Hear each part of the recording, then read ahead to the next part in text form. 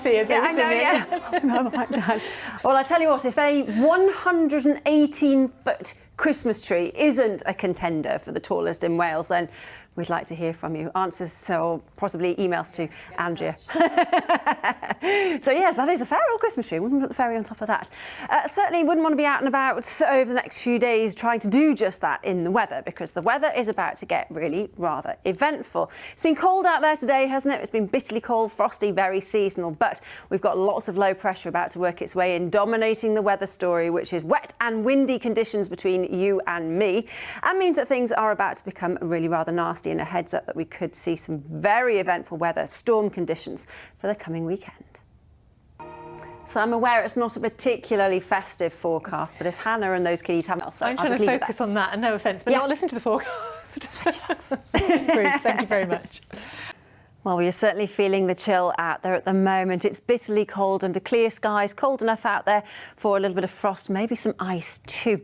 But over the next few hours, we'll see clouds starting to seep in and showers edging their way into parts of the northwest, slowly sinking southwards, becoming largely parked though across central parts of Wales by the early hours of tomorrow morning. So a dry night across the south, cloud piling in elsewhere, but actually that will bring temperatures back up ever so slightly. So by the time most of us wake to Wednesday morning, we're looking at values of around 3 or 4 degrees. Colder though further inland. It is still going to be chilly despite all of this cloud.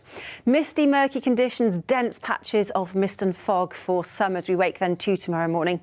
But the winds will be brisk, however, switching to a more southerly direction. That's good news. That brings in slightly milder air.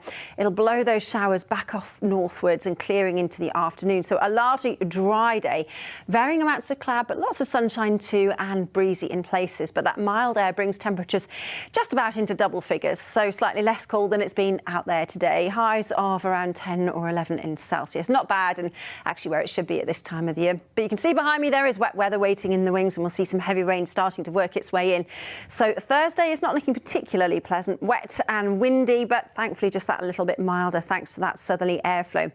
This batch of wet weather will clear through quite quickly, but there's more waiting in the wings, and the one we're really keeping an eye on is the batch of low pressure that's going to work its way in through Friday night, clearing into Saturday, falling of course onto ground that is already saturated, so we could see some issues, but obviously we'll keep you posted on that nearer the time.